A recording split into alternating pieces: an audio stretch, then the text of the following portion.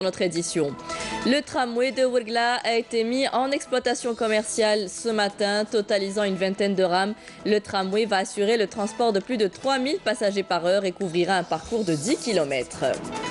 Le tapis traditionnel estampillé à Gherdaya, des normes doivent être respectées par les tisserands pour recevoir la qualification. L'opération a été menée au salon du tapis qui se tient dans la vallée du Mzab. Et le long métrage de fiction Jusqu'à la fin des temps de Yasmine Chouir a été présenté en avant-première nationale hier à Alger. L'histoire tourne autour d'une aventure amoureuse inaboutie née dans un cimetière. Bonjour à tous et bienvenue. Avant de développer tous ces sujets, le Premier ministre Ahmedou Yahya a quitté Alger ce matin à destination de Kigali, où il représentera le président de la République, Abdelaziz Bouteflika, au sommet extraordinaire de l'Union africaine qui se déroulera demain, mercredi. Le Premier ministre sera accompagné à cette réunion de Abdelkader Msahel, ministre des Affaires étrangères, et de Mohamed Ben Meradi, ministre du Commerce. Avant son départ, le Premier ministre Ahmedou Yahya a signé au siège de l'ambassade du Vietnam à Alger le registre de condoléances au nom du président de la République, Abdelaziz Bouteflika, suite au décès de l'ancien Premier ministre vietnamien qui s'est éteint à l'âge de 85 ans. Le Premier ministre, qui était accompagné du ministre des Affaires étrangères, a présenté au nom du chef de l'État et de l'Algérie ses condoléances les plus attristées.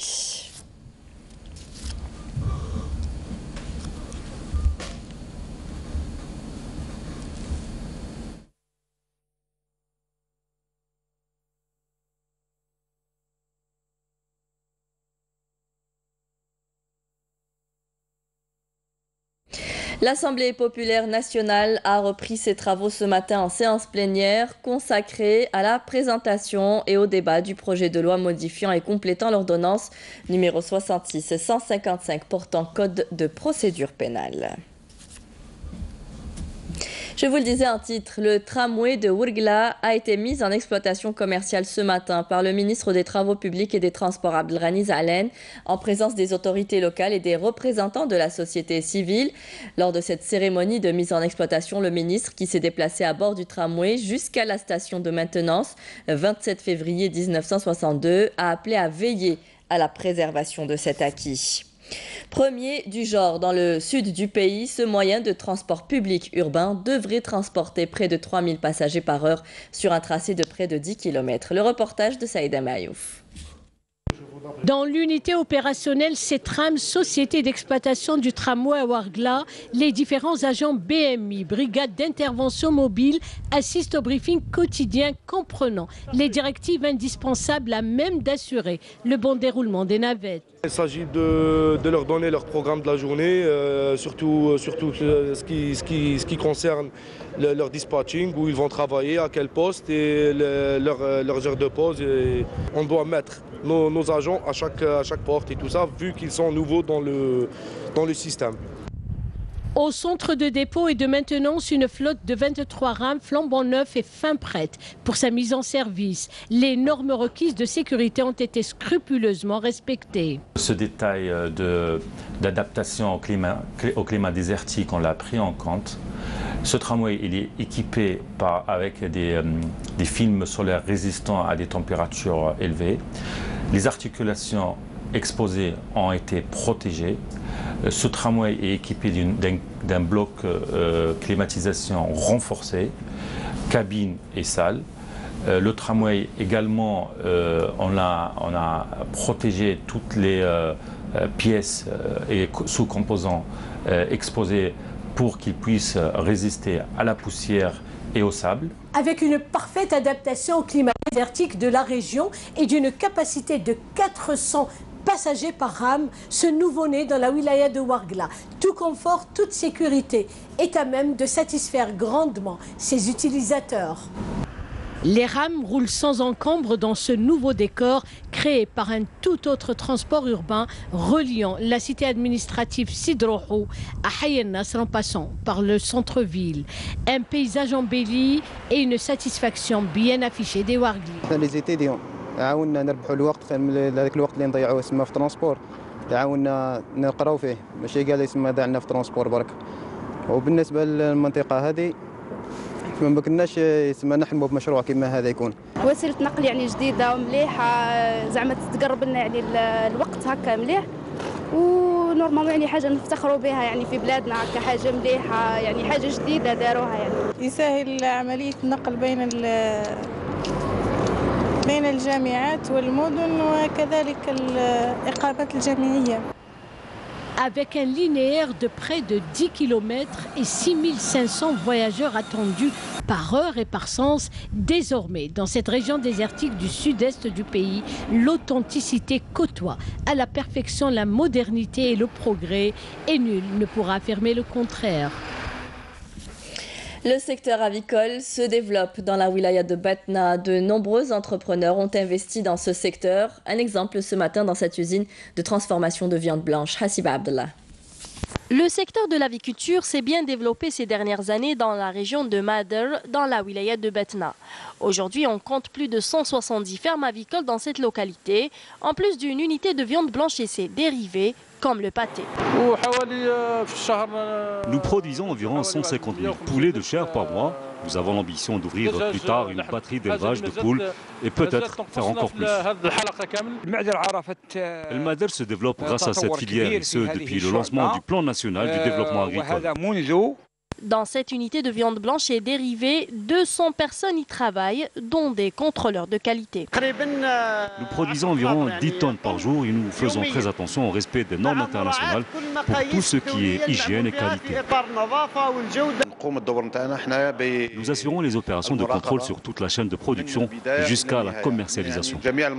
L'unité propose une variété de produits dérivés de volaille et en quantité suffisante pour couvrir les besoins des wilayas de l'Est et du sud du pays.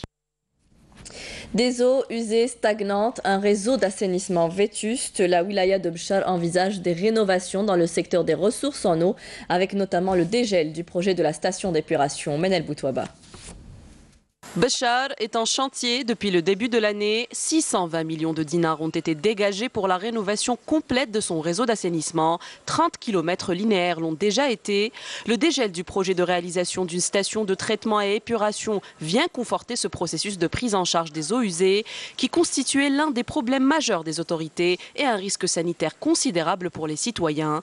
Les eaux traitées seront destinées aux activités agricoles et industrielles, mais aussi déversées dans le lit de l'Oued Bchar qui fera l'objet d'un projet de travaux de reprofilage pour en faire un espace de loisirs. L'eau est claire depuis une semaine, beaucoup plus claire qu'avant. Cette station, à l'horizon 2030, traitera 4000 mètres cubes par heure, ce qui est considéré comme un débit important et améliorera considérablement la vie des citoyens. Ça va permettre aussi de récupérer les eaux usées de l'Oued qui vont être traitées par cette station.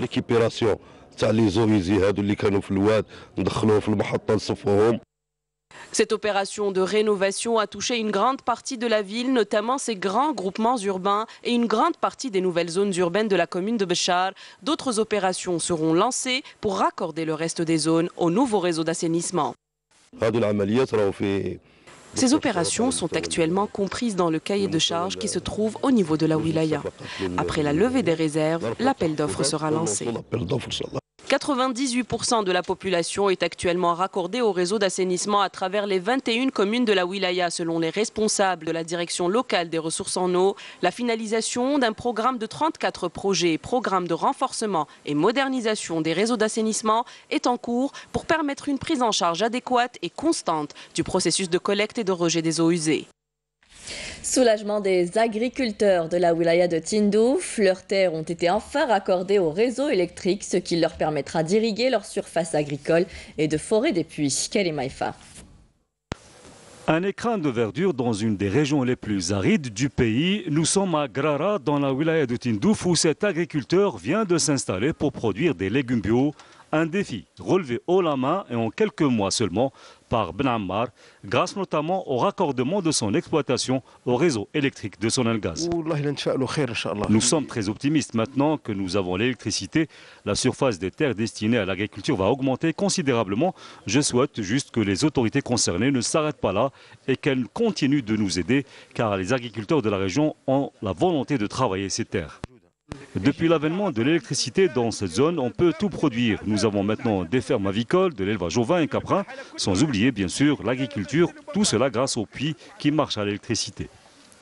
L'opération de raccordement qui a touché 6 périmètres totalisant 1400 hectares destinés à l'agriculture est en cours également pour raccorder d'autres parcelles de terre pour agrandir les surfaces cultivables. Le projet qui a coûté la bagatelle de 13 milliards de centimes fait partie d'une convention signée entre les services agricoles de la wilaya et l'antenne régionale de Sonelgaz à Tindouf pour réaliser un réseau de 40 km et 11 transformateurs électriques.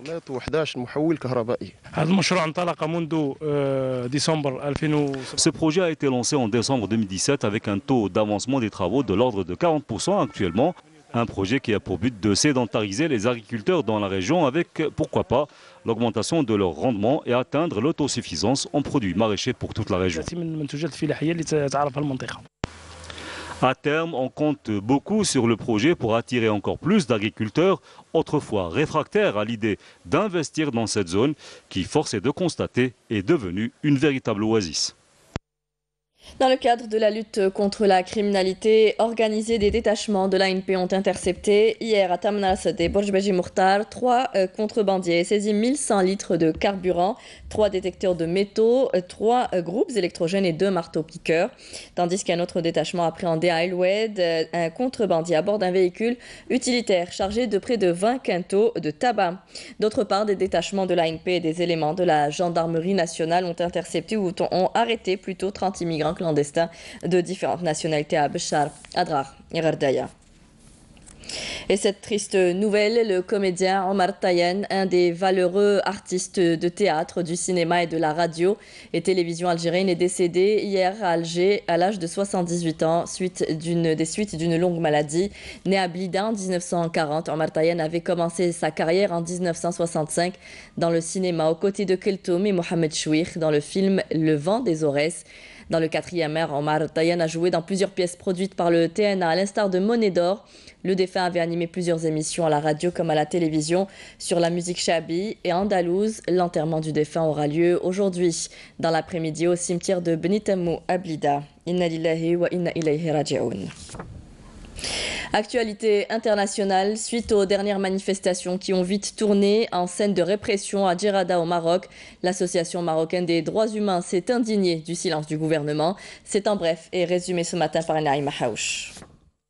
L'association marocaine des droits humains s'est indignée du silence du gouvernement quant aux revendications légitimes des manifestants de Djerada au nord-est du Maroc, où de nombreux accidents dramatiques ont provoqué colère et émoi au sein de la population locale. L'association s'indigne de l'abandon du dialogue par les autorités de Djerada et le recours à la répression, à l'interdiction des manifestations pacifiques et à l'arrestation des militants. La mort fin décembre de 2 mineurs dans un puits de charbon suivi depuis de 2 autres décès a mobilisé la population. Les manifestants demandaient justement des alternatives économiques à l'extraction de charbon. Des mesures économiques avaient permis une accalmie, mais des manifestants sont redescendus dans la rue fin février pour demander des réponses concrètes. La tension est montée d'un cran le week-end dernier suite à des arrestations arbitraires. Les États-Unis mettent en garde Ankara, leur allié au sein de l'OTAN. Ils expriment leur profonde préoccupation quant à la situation à Afrin, alors que la Turquie annonce sa volonté d'étendre son offensive à d'autres zones du nord de la Syrie. Le président turc promet de poursuivre ce processus jusqu'à la destruction totale du corridor, constitué essentiellement de Mendjeb et de Kobané. Des troupes américaines qui continuent de soutenir les combattants kurdes dans la lutte contre l'EI sont actuellement stationnés à Menbej, à une centaine de kilomètres à l'est d'Afrin. L'offensive vise la milice kurde des unités de protection du peuple, classée terroriste par Ankara, mais allié précieux de Washington dans la lutte contre le groupe terroriste autoproclamé État islamique. Les 6 parties à l'accord nucléaire de 2015 procèdent à l'examen régulier de sa mise en œuvre alors que le limogeage de Rex Tillerson par le président américain attise les craintes concernant l'avenir de l'accord. Les responsables iraniens affirment que les États-Unis n'ont jamais suivi la mise en œuvre de l'accord nucléaire signé en juin 2015, soutenant que les Américains ont violé l'accord à 19 reprises. Le dernier rhinocéros blanc du nord mâle est mort au Kenya à l'âge de 45 ans, ne laissant plus en vie que 2 femelles de cette sous-espèce. À moins que les scientifiques qui ont prélevé son matériel génétique parviennent à développer des techniques de fécondation in vitro afin de concevoir des bébés rhinocéros éprouvettes qui seraient implantés dans une mère porteuse d'une autre sous-espèce. Le rhinocéros blanc du Nord doit en premier lieu son extinction au braconnage en raison notamment des prétendues vertus médicinales attribuées à sa corne en Asie, en particulier en Chine et au Vietnam. Retour en Algérie. Vous le savez, Ghardaya accueille le salon du tapis. Pour lui donner ses chances d'être commercialisé à l'étranger, une opération d'estampillage a été menée dans le salon. Les tisserands doivent respecter certaines normes pour espérer recevoir la qualification. Une occasion également pour pousser les artisans à améliorer la qualité de leurs produits. Hasna Zouberi. En marge de la fête du tapis dans la wilaya de Ghardaya, des experts du centre d'estampillage contrôlent les tapis exposés au niveau de ce salon pour pouvoir les classer selon leur qualité, un travail technique qui repose sur plusieurs critères. Le tapis doit être confectionné à base de produits naturels, notamment la laine dont le taux doit dépasser les 70%, le coton entre 10 et 15%. Pour être labellisé, le tapis ne doit pas avoir de défaut de fabrication. De leur côté, les artisans dont les produits ont été estampillés ont salué cette initiative qui reconnaît la qualité de leurs produits tout en les encourageant à confectionner des tapis traditionnels qui respectent les normes internationales. L'estampillage valorise le tapis. Ainsi, il a plus de chances d'être exporté à l'étranger. Cette certification du tapis facilite aussi sa commercialisation. Tout tapis labellisé signifie que sa laine est pure à 100%. L'autre mission du centre d'estampillage est de former les artisans pour corriger leurs erreurs dans la confection du tapis traditionnel. Jusqu'à la fin des temps de Yasmine Chouir, un procès sur le conservatisme rigide et l'intolérance a été présenté hier en avant-première à Alger, en présence de la réalisatrice et de l'équipe artistique du film, Soumeya Zarouali. Ils sont venus, ils sentent tout cela. La réalisatrice ainsi que l'équipe artistique du long métrage de fiction Jusqu'à la fin des temps. Réunis hier à la salle El Mougar d'Alger pour la présentation en avant-première du premier long métrage de Yasmine Chouir.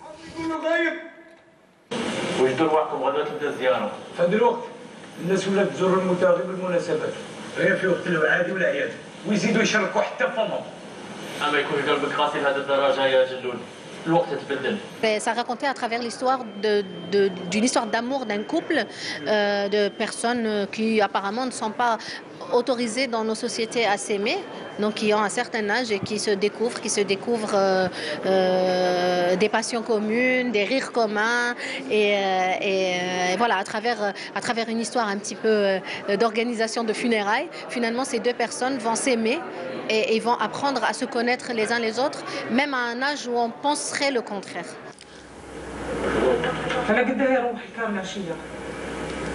En 90 minutes, le film raconte une aventure amoureuse née dans le cimetière de Sidi Boulqboul.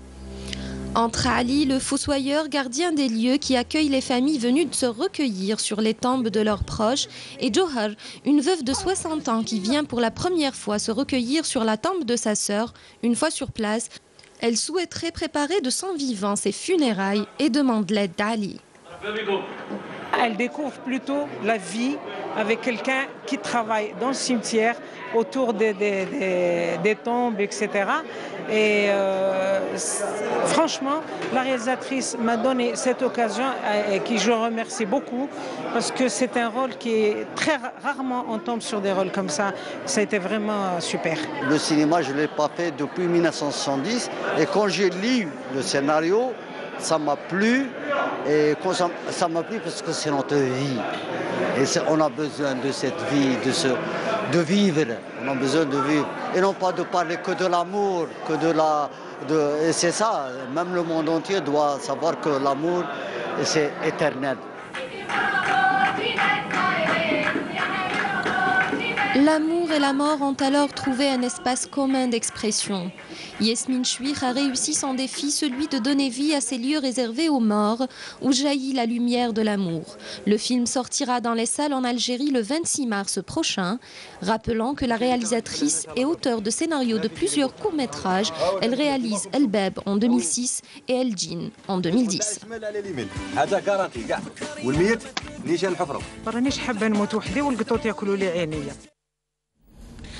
Et félicitations à Yasmine Chouir. On terminera avec une info foot. Le sélectionneur de l'équipe nationale de football, Rabah Madjer, a fait appel à 24 joueurs, dont 11 évoluant en championnat de Ligue 1 Mobilis pour les 2 matchs amicaux face respectivement à la Tanzanie le 22 mars au stade du 5 juillet à 18h et à l'Iran le 27 mars à Graz en Autriche à 18h toujours, en vue de la reprise des qualifications de la Coupe d'Afrique des Nations de la CAN 2019 en septembre prochain.